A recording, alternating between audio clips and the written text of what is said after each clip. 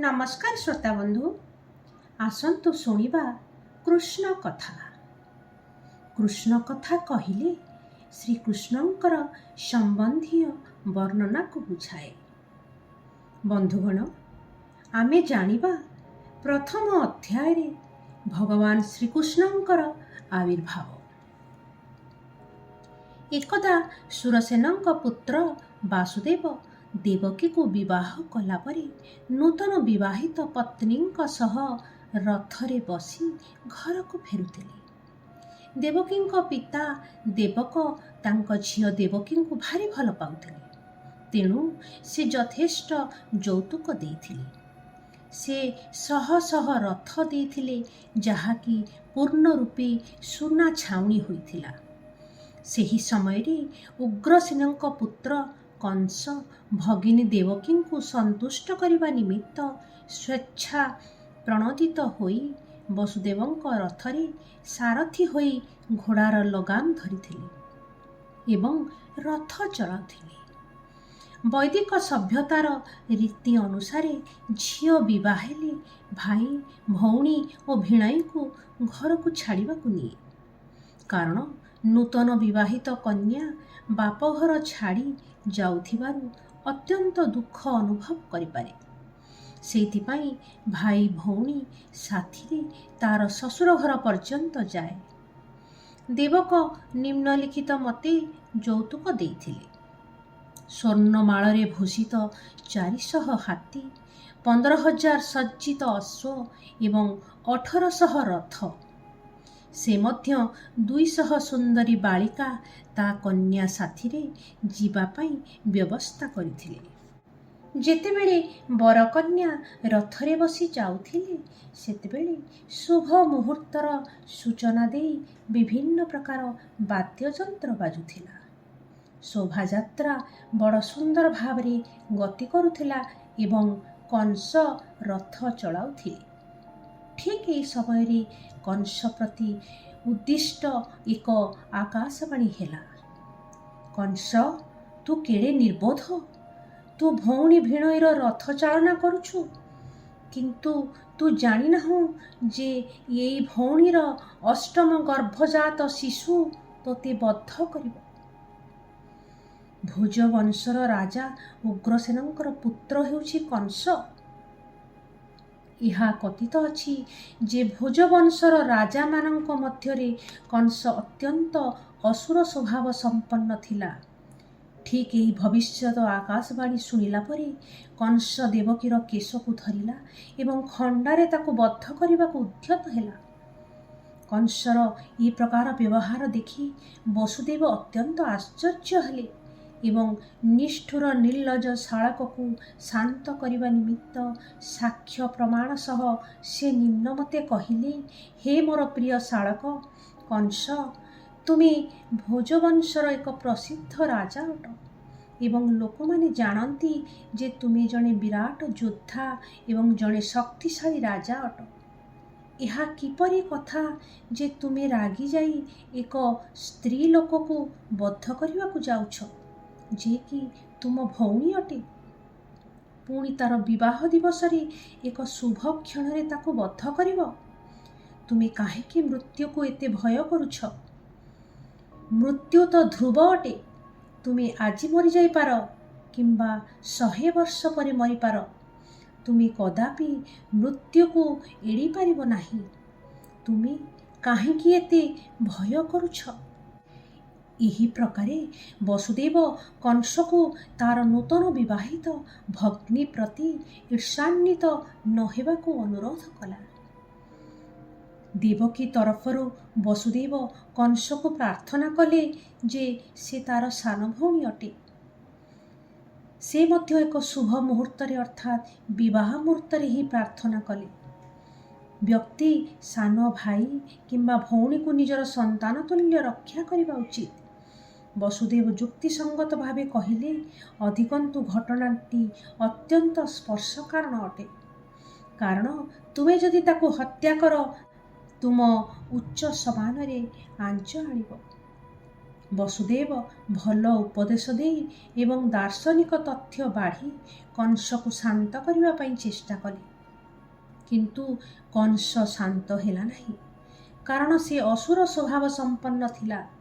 ସେ ଏକ ଉଚ୍ଚ ରାଜବଂଶରେ ଜନ୍ମଗ୍ରହଣ କରିଥିଲେ ମଧ୍ୟ ଆସୁରିକ ସଂସର୍ଗରୁ ଏକ ଅସୁର ଥିଲା। କଂସକୁ ଶାନ୍ତ କରାଇ ନପାରି ବସୁଦେବ ସ୍ତମ୍ଭିତ ହୋଇଗଲେ। ସେ କିପରି ତାଙ୍କର ସ୍ତ୍ରୀ ଦେବକୀକୁ ରକ୍ଷା କରିବେ? ବସୁଦେବ ନିର୍ମମ ପ୍ରକାରେ ତାର ସ୍ତ୍ରୀ ସମ୍ବନ୍ଧରେ ଭାବିଲେ। ବର୍ତ୍ତମାନ ଦେବକୀର ଜୀବନ ରକ୍ଷା କରିବାକୁ ହେବ। ପରେ ତାଙ୍କର ସନ୍ତାନ ଜନ୍ମ ହେଲେ ସେତେବେଳେ ଦେଖାଯିବ କିପରି ସେମାନଙ୍କୁ ରକ୍ଷା କରାଯାଇପାରିବ। ସେ ପୁଣି ଭାବିଲେ, ଯଦି ଭବିଷ୍ୟତରେ କଂସର ଭାବନା ଅନୁଯାୟୀ ମୁଁ ଏପରି ଗୋଟିଏ ପୁତ୍ର ସନ୍ତାନ ପ୍ରାପ୍ତ ହୁଏ ଯେ କି କଂସକୁ ବଦ୍ଧ କରିବ, ତେବେ ଦେବକୀ ଓ ସନ୍ତାନ ଉଭୟେ ନିଶ୍ଚୟ ଭାବରେ ସୁରକ୍ଷିତ ହେବେ, କାରଣ ଭଗବାନଙ୍କ ନିୟମ ଅଚିନ୍ତନୀୟ ଅଟେ। କିନ୍ତୁ ବର୍ତ୍ତମାନ ମୋତେ ଯେକୌଣସି ପ୍ରକାରେ ଦେବକୀର ଜୀବନ ରକ୍ଷା କରିବାକୁ ହେବ। ଯଦିଓ କଂସ ଥିଲା ଅତ୍ୟନ୍ତ ପାପୀ, ତଥାପି ବସୁଦେବ ଅତ୍ୟନ୍ତ ସମ୍ମାନ ସହକାରେ ତାକୁ କହିବାକୁ ଆରମ୍ଭ କଲେ। ବସୁଦେବ ଅତ୍ୟନ୍ତ ଦୁଃଖିତ ହୋଇଥିଲେ, ତଥାପି ସେ ବାହାରକୁ ଦେଖାଇବା ପାଇଁ ଅତ୍ୟନ୍ତ ପ୍ରସନ୍ନ ଥିଲା ପରି ଜଣାପଡ଼ୁଥିଲେ। ନିର୍ଲଜ୍ଜ କଂସକୁ ସେ ସେହି ପ୍ରକାରେ ସମ୍ବୋଧନ କରି କହିଲେ, ହେ ଭାଇ, ଏକଥା ବିଚାର କର ଯେ ତୁମ ଭଉଣୀଙ୍କ ଆଡ଼ୁ ତୁମ ପ୍ରତି କୌଣସି ବିପଦ ନାହିଁ। ତୁମେ ଆକାଶରୁ ଏକ ଭବିଷ୍ୟବାଣୀ ଶୁଣିଛ, ତେଣୁ ବିପଦର ଆଶଙ୍କା କରୁଛ। କିନ୍ତୁ ତୁମ ଭଉଣୀର ପୁତ୍ରମାନଙ୍କ ଠାରୁ ତମ ପ୍ରତି ବିପଦ ଆସିବ। ସେ ପୁତ୍ରମାନେ ତ ବର୍ତ୍ତମାନ ନାହାନ୍ତି। କିଏ ଜାଣେ, ଭବିଷ୍ୟତରେ ପୁତ୍ର ଜନ୍ମ ହୋଇପାରେ ବା ନ ହୋଇପାରେ। ଏହି ବିଚାର ଅନୁଯାୟୀ ବର୍ତ୍ତମାନ ତୁମେ ନିରାପଦ। ତୁମ ଭଉଣୀଙ୍କ ଠାରୁ ମଧ୍ୟ କୌଣସି ଭୟର କାରଣ ନାହିଁ। ଯଦି କୌଣସି ପୁତ୍ର ତାଠାରୁ ଜନ୍ମ ହୁଏ, ମୁଁ ପ୍ରତିଜ୍ଞା କରୁଛି ଯେ ସେମାନଙ୍କୁ ମୁଁ ଯଥାବିଧି କାର୍ଯ୍ୟାନୁଷ୍ଠାନ ନିମିତ୍ତ ତୁମ ପାଖରେ ଆଣି ହାଜର କରାଇବି। କାଳକ୍ରମେ ବସୁଦେବ ଏବଂ ଦେବକୀଙ୍କର 8 ପୁତ୍ର ଏବଂ 1 କନ୍ୟା ଜାତ ହେଲେ। ଯେତେବେଳେ ପ୍ରଥମ ପୁତ୍ର ଜନ୍ମ ନେଲା, ବସୁଦେବ ତାର କଥା ରକ୍ଷା କରି ସଙ୍ଗେ ସଙ୍ଗେ ଶିଶୁଟିକୁ କଂସ ସମକ୍ଷକୁ ନେଲେ। ଯଦିଓ ନବଜାତ ଶିଶୁକୁ କଂସ ବଦ୍ଧ କରିବାକୁ ଦେବା ବସୁଦେବଙ୍କ ପକ୍ଷରେ ବଡ଼ ଦୁଃଖଦାୟକ ଥିଲା, ତଥାପି ସେ ନିଜ ବାକ୍ୟ ରକ୍ଷା କରି କଂସକୁ ନବଜାତ ଶିଶୁ ଦେଉଥିଲେ ଏବଂ ଏଥିରେ କଂସ ଭାରି ଖୁସି ଥିଲା। ବାସୁଦେବ ତାଙ୍କ ପ୍ରତିଜ୍ଞା ରକ୍ଷା କରିଛନ୍ତି, ଏହା ଦେଖି ସେ ଖୁବ୍ ଆଶ୍ଚର୍ଯ୍ୟ ହେଲା ଏବଂ ତାଙ୍କ ପ୍ରତି ସହନଶୀଳତା ହୋଇ ତଥା ସନ୍ତୁଷ୍ଟ ହୋଇ ସେ କହିବାକୁ ଆରମ୍ଭ କଲା, ହେ ପ୍ରିୟ ବସୁଦେବ, ତୁମେ ଏ ଶିଶୁ ମୋତେ ଦେବା ଆବଶ୍ୟକ ନାହିଁ। ଏ ଶିଶୁଠାରୁ ମୋର ବିପଦ ଆଶଙ୍କା କରିବାର କିଛି ନାହିଁ। ମୁଁ ଜାଣିଛି ଯେ ଦେବକୀର 8ମ ଗର୍ଭଜାତ ଶିଶୁ ମୋତେ ବଦ୍ଧ କରିବ, ତେବେ ମୁଁ କାହିଁକି ଅନ୍ୟଥା ଏ ଶିଶୁକୁ ବଦ୍ଧ କରିବି? ତୁମେ ଏହାକୁ ନେଇଯାଇପାର। ଏହି ସମୟରେ ଦେବର୍ଷି ନାରଦ କଂସ ନିକଟକୁ ଆସିଲେ। ସେ ଜାଣିବାକୁ ପାଇଲେ ଯେ କଂସ ବାସୁଦେବଙ୍କ ପ୍ରତି ସହାନୁଶୀଳ ହୋଇ ତାଙ୍କୁ ତାଙ୍କର ପ୍ରଥମ ଜାତ ଶିଶୁକୁ ଫେରାଇ ଦେଇଛି। ନାରଦ ମୁନି କଂସକୁ ସତର୍କବାଣୀ ଶୁଣାଇ କହିଲେ, ଏ ପରିବାର ମାନଙ୍କର ଜନ୍ମ ହୋଇଥିବା ସମସ୍ତ ଭାଇ ବନ୍ଧୁ ଶୁଭକାଂକ୍ଷୀ ଏବଂ ଦେବତା ବୃନ୍ଦଙ୍କ ପ୍ରତି କଂସ ସାବଧାନ ହେବା ଉଚିତ। ସେ ସାଙ୍ଗେ ସାଙ୍ଗେ ତାଙ୍କର ଭଉଣୀ ଭିଣୋଇକୁ ବନ୍ଦୀ କଲା ଏବଂ ଉଭୟଙ୍କୁ ବନ୍ଦୀଶାଳାରେ ରଖିଲା। ବସୁଦେବ ଏବଂ ଦେବକୀ ବନ୍ଦୀଶାଳାରେ ଲୌହ ଶୃଙ୍ଖଳରେ ଆବଦ୍ଧ ହୋଇ ପ୍ରତିବର୍ଷ ଜଣେ ଲେଖାଏଁ ପୁତ୍ର ସନ୍ତାନ ଜନ୍ମ କରାଇଲେ। କଂସ ପ୍ରତ୍ୟେକ ଶିଶୁକୁ ବିଷ୍ଣୁଙ୍କର ଅବତାର ବୋଲି ଭାବି ଗୋଟିକ ପରେ ଗୋଟିଏ ସମସ୍ତଙ୍କୁ ବଦ୍ଧ କଲା। ଶ୍ରୀ ନାରଦଜୀଙ୍କର ଦୟାରୁ କଂସ ତାର ସେ ବିଶେଷ କରି ଅଷ୍ଟମ ଗର୍ଭଜାତ ସନ୍ତାନକୁ ଭୟ କରୁଥିଲା। କିନ୍ତୁ ନାରଦଙ୍କର ଦର୍ଶନ ପରେ ସେ ଏହି ସିଦ୍ଧାନ୍ତରେ ପହଞ୍ଚିଲା ଯେ କୌଣସି ଶିଶୁ କୃଷ୍ଣ ହୋଇପାରେ।